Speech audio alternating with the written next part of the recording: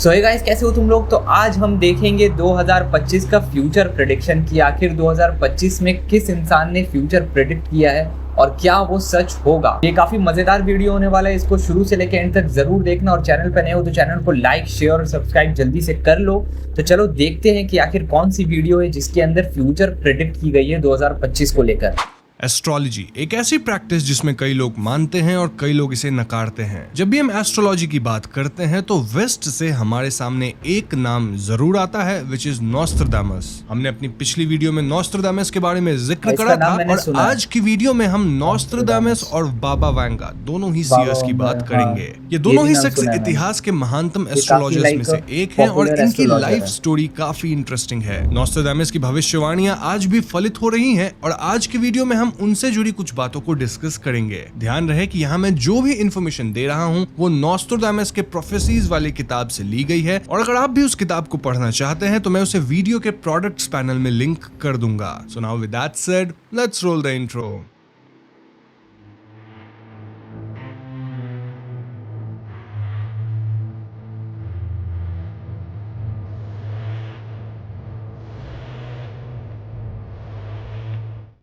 इसकी इंट्रो कितनी ज्यादा मिकाएल दी नॉस्ट्रडेम या नॉस्ट्राडामस का जन्म दिसंबर 1503 फ्रांस में हुआ था और पेशे से वो एक एस्ट्रोलॉजर एंड फिजिशियन थे। उन्होंने अपने लाइफ टाइम में कई सारे पुस्तकें भी लिखी हैं जिसमें सबसे ज्यादा फेमस है लेस प्रोफेसीज। उनकी फैमिली वैसे तो ज्यूइश फैमिली थी लेकिन बाद में सभी ने क्रिश्चियनिटी अडॉप्ट कर ली। नॉस्ट्राडामस यूनिवर्सिटी ऑफ एविंगन में भर्ती हुए थे लेकिन एक साल के बाद ही उन्हें ये छोड़ना पड़ा था एज पूरे शहर में प्लेग फैल गया था। फिर उसके बाद कई साल तक उन्होंने एज अ मेडिकल कंपाउंडर काम किया और फिर फाइनली उन्होंने यूनिवर्सिटी ऑफ मॉन्टेपेलियर में एडमिशन ली for a doctorate degree. But then कुछ कारणवश उन्हें यूनिवर्सिटी से निकाल दिया गया। देन उन्होंने शादी करी और फिर 1534 में प्लेग प्रिवेंशन में भी मदद करी। फिर 50-50 के बाद ही वो एस्ट्रोलॉजी वगैरह में इंटरेस्ट दिखाए और अमीर घरानों के साथ काम करने लगे। तभी से उनके प्रेडिक्शंस इतने ज्यादा फेमस हुए। वहीं वैंगेलिया पांडेवा गुस्तेरोवा जो कि बाबा वैंगा के नाम से प्रसिद्ध थी, वो एक बुल्गारियन लेडी थी जिनका जन्म 1911 में हुआ था। वो एक मिस्टिक लीडर और हीलर थी और अपने एक्सपीरियंस के कारण लोग उन्हें ग्रैंड मदर वैंगा के नाम से भी बुलाते थे। बाबा वैंगा जन्म से ब्लाइंड नहीं थी लेकिन एक हादसे में उन्होंने अपनी आंखों की रोशनी खो दी। उन्होंने अपने बचपन का ज्यादातर भाग बेलासिका के माउंटेन्स में बिताया था। अब कहा जाता है कि उनके जन्म के बाद उसके डॉक्टर ने स्ट्रेंजर से पूछकर उनका नाम वैंगेलिया रखा। बाबा वैंगा की चाइल्डहुड भी बहुत अच्छी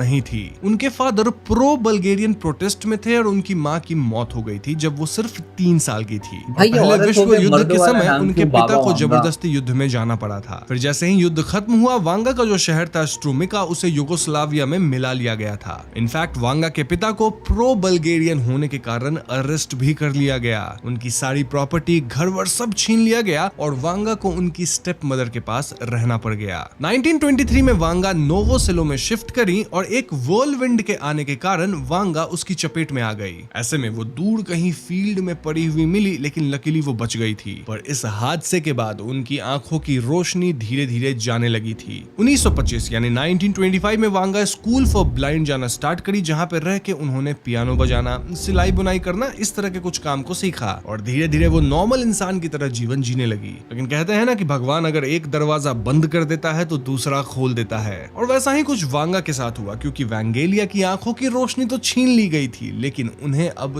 दिव्य दृष्टि प्रदान कर दी गई थी और ऐसे में वो आने वाले समय के बारे में भविष्यवाणी करने लगी। ऑफ कोर्स ये जो भविष्यवाणियां होती हैं इस पे कई लोग मानते हैं, कई लोग नहीं मानते हैं और इन चीजों पे भी हम वीडियो में अच्छे से बात करेंगे। खैर, अब वर्ल्ड वॉर 2 के दौरान वो वॉर से पीड़ित लोगों से मिलने लगी और सभी लोगों से बात कर उन्हें कंफर्ट करने लगी। कई लोग दूर देशों से बाबा वांगा से मिलने आते थे फॉर हर गाइडेंस और वो धीरे धीरे फेमस हो गई। उनके पास मृत सोल्जर्स के परिवार वालों से लेकर बड़े बड़े सरकारी कर्मचारी भी आने लग गए थे। एक लंबे जीवन को जीने के बाद फाइनली 1996 में वैंगेलिया ने अपनी आखिरी सांसें ली। तो दोस्तों हाँ, ये थी दोनों एस्ट्रोलॉजर्स के जीवन की एक छोटी सी झलक। लेकिन अब आते हैं वीडियो के असली पार्ट पे जहां हम बात करेंगे इनके प्रेडिक्शंस के ऊपर। और हाँ, साल 2025 के लिए तो कई सारे प्रेडिक्शंस इन्होंने पहले ही कर रखे हैं जिसे मैं आगे डिस्कस करूंगा। वैसे एक बात आप ध्यान रखिएगा कि नॉस्ट्राडामस की जो भविष्यवाणियां थी वो बिल्कुल भी सीधे शब्दों में नहीं है। Instead these R versus. तो हम कुछ प्रेडिक्शंस को एज वर्स डिस्कस करेंगे और कुछ को as the present time interpretation. तो चलिए हम उनके मोस्ट फेमस प्रेडिक्शंस पे बात करते हैं। सो नॉस्ट्राडामस ने 16वीं शताब्दी में ही क्लाइमेट चेंज का प्रेडिक्शन कर दिया था, जब ये टॉपिक ना तो लाइमलाइट में था, ना ही किसी को इस बात की नॉलेज थी। उन्होंने कहा था कि एक समय ऐसा आएगा जब सूरज बहुत गर्म हो जाएगा और उसके तेज से समुद्र का पानी उबलने लगेगा। इससे मछली और पूरी एक्वाटिक लाइफ खतरे में आ जाएगी। अब इतना एक्सट्रीम तो नहीं हो रहा, मतलब समुद्र का पानी उबलने तो नहीं लग गया है, लेकिन क्लाइमेट चेंज इज रियल, ये तो हम सब जानते हैं। आज कॉन्स्टेंटली हम सी लेवल को बढ़ते हुए देख रहे हैं ड्यू टू ग्लोबल वार्मिंग, और ये पूरी धरती के लिए गंभीर चिंता का विषय तो जरूर है। नाउ अगेन क्लाइमेट चेंज को लेकर भी दो ग्रुप बढ़ जाते हैं, जहां कई लोग मानते हैं कि ये सिर्फ एक होक्स है, मतलब क्लाइमेट चेंज है ही नहीं। वहीं कई लोग क्लाइमेट चेंज को मानते हैं, उसका असर देख रहे हैं। और नॉस्ट्राडामस की इस भविष्यवाणी की बात भी की जाए तो ये काफी ज्यादा जेनेरिक थी।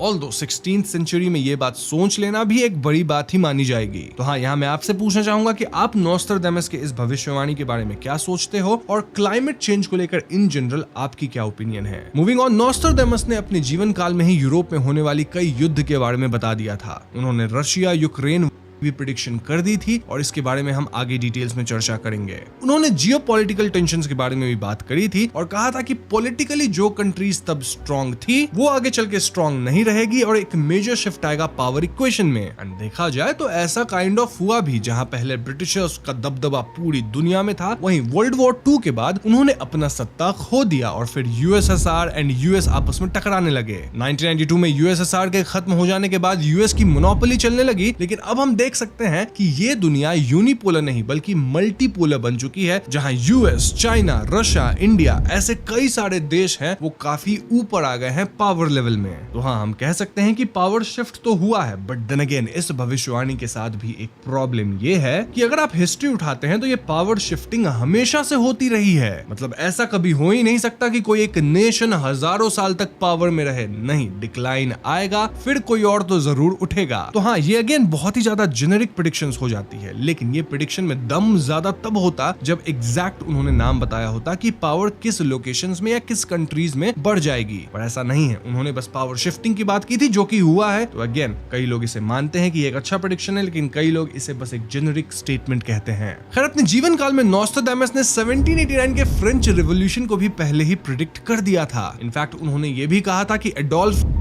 जैसा क्रूर तानाशाह जर्मनी को रूल करेगा। अब अगेन यहाँ नाम नहीं बताया गया था कि एग्जैक्टली यही बंदा रूल करेगा, वही तानाशाह बनेगा। बट देन इस प्रेडिक्शन के अंदर कुछ सटलिटीज हैं, जैसे कहाँ रूल होगा, कौन सा रेवोल्यूशन होगा, ये सब काफी सटीक निकली थी। देन उनका एक वर्स कुछ ऐसा है, the year 1999 7th month from the sky will come a great king of terror to bring back to the life the great king of Mongols before and after Mars to reign by good luck। अब ये verse सुनने में थोड़ा अजीब लगता है, समझने में आसान है, बट हाँ अजीब तो जरूर है। और हमें ये तो पता नहीं कि ये टेरर किंग कौन है, लेकिन कुछ लोगों का मानना है कि ये Russian prime minister Vladimir Putin की बात कर रहे हैं। लेकिन कई लोग ये भी मानते हैं कि नहीं, पुतिन कोई किंग नहीं है, तो ये टेरर किंग पुतिन नहीं हो सकता। सो इफ यू सी, ये स्टेटमेंट भी बहुत ज्यादा जेनेरिक है, और एक बार जब किसी इंसान के मन में बैठ जाता है कि ठीक है, वो जो बोलता है वो सच हो जाता है, तो लोग उसकी बातों को किसी न किसी तरह से कनेक्ट करने लग जाते हैं। और ऐसा ही कुछ हम नॉस्ट्राडामस के केस में भी देख रहे हैं, जहां उनकी प्रेडिक्शंस भले ही कितनी जेनेरिक हो, लेकिन लोग उसे रीसेंट इवेंट से कनेक्ट करने लग गए हैं। तो हाँ, ये थे नॉस्ट्राडामस के कुछ प्रेडिक्शंस। तो आप लोग बताइएगा कि क्या आप लोग ऐसी प्रेडिक्शंस में मानते हैं या फिर आप लोग इसे बस फालतू समझते हैं। खैर, अब बातचीत करते हैं बाबा वेंगा के प्रेडिक्शंस के बारे में, जो नॉस्ट्राडामस की तरह काफी इंटरेस्टिंग है, क्योंकि उनकी बहुत सारी प्रेडिक्शंस साल 2025 के लिए भी है। तो बाबा वेंगा ने भी 11 के अटैक्स को प्रिडिक्ट करा था, जस्ट लाइक नॉस्ट्राडामस। देन बाबा वेंगा एक महिला की जिक्र करी थी जिनका देहांत वक्त के पहले हो जाएगा और पूरी दुनिया उन्हें याद करेंगी। ये और कोई नहीं बल्कि प्रिंसेस डायना थी, जो कि 1997 के एक एक्सीडेंट में समाप्त हो गई। अब यहाँ भी आप जेनेरिक स्टेटमेंट्स देख सकते हैं, जहाँ लोगों ने इसे किसी न किसी इवेंट से जोड़ने की कोशिश करी है। बट देन बाबा वेंगा 2004 में इंडियन ओशन में आए भयंकर सुनामी को भी प्रिडिक्ट कर दी थी।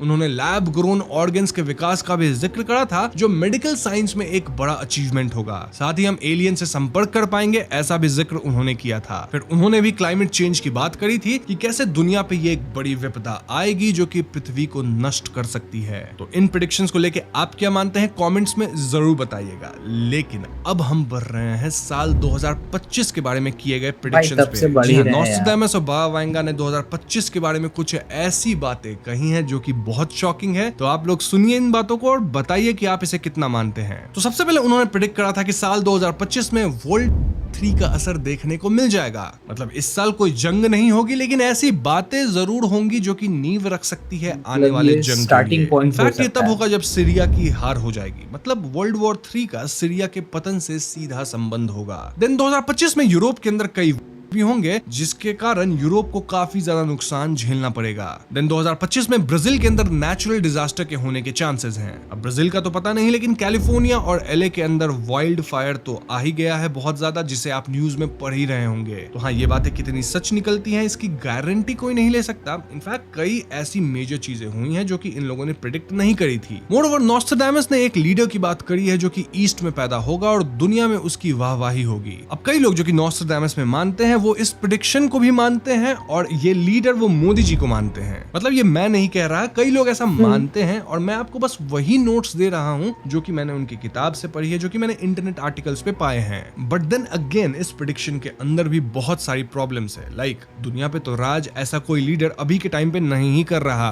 हाँ, कुछ स्ट्रॉन्ग लीडर सामने आए हैं, लेकिन दुनिया पे तो राज कोई नहीं ही कर रहा। एंड इस प्रेडिक्शन को अगर आप देखते हैं तो ये पुराने जमाने के सोच के हिसाब से करी गई एक प्रेडिक्शन है, जिसे अगेन हम बहुत ज्यादा रियल नहीं मान सकते। लेट मी टेल यू कि इनकी प्रेडिक्शंस कई बार गलत भी साबित हुई हैं। ऑल्दो उन्होंने ये भी प्रेडिक्ट करा था कि 2025 में यूक्रेन रशिया खत्म हो जाएगी, लेकिन दोनों ही पक्षों को भारी नुकसान उठाना पड़ेगा। अब वॉर खत्म होती है या नहीं ये तो हमें देखना पड़ेगा, लेकिन नुकसान तो दोनों ऑलरेडी उठा चुके हैं। सो यस, ऐसे ही कई प्रेडिक्शंस है जो कहीं ना कहीं रेजोनेट करती हैं। देन कुछ प्रेडिक्शंस एकदम फॉल फ्लैट करती हैं, कुछ तो बहुत ही ज्यादा जेनरिक हैं। और यही वजह है कि इनके कई क्रिटिक्स भी हैं, एंड राइटली सो। क्रिटिक्स का सबसे बड़ा पॉइंट तो यही है कि नॉस्ट्रेडामस की जो भविष्यवाणियां है वो काफी वेग और अनक्लियर है, जो कुछ भी परफेक्टली नहीं बताता। I mean, उन्होंने बस ऐसे ही कुछ भी कह दिया होगा और लोग बस उससे रिलेट किए ही जा रहे हैं, क्योंकि अगर कोई आदमी बहुत सारी बातें करेगा तो कुछ ना कुछ तो सही हो ही जाएंगी। अगर आप रेडिट में पढ़ोगे तो वहां आप जान पाओगे कि एस्ट्रोलॉजी को लेकर कई लोग बहुत अलग अलग चीजें सोचते हैं। लाइक कई लोग एस्ट्रोलॉजी में मानते हैं, इसकी वजह से उनकी जीवन बदल गई। वहीं कई लोग इसे ढकोसला मानते हैं और नॉस्ट्रेडामस को भी यही मानते हैं। मतलब ऐसे ही फालतू में वो कुछ भी बोल रहे थे। जहां तक बाबा वांगा की बात है तो लोग सोचते हैं कि क्योंकि उनके पास बहुत लोग हील होने के लिए आते थे, इंक्लूडिंग गवर्नमेंट ऑफिशियल्स, तो हो सकता है उनकी बातों और सीक्रेट्स को एक्सेस कर बाबा वांगा फ्यूचर प्रेडिक्ट कर देती थी।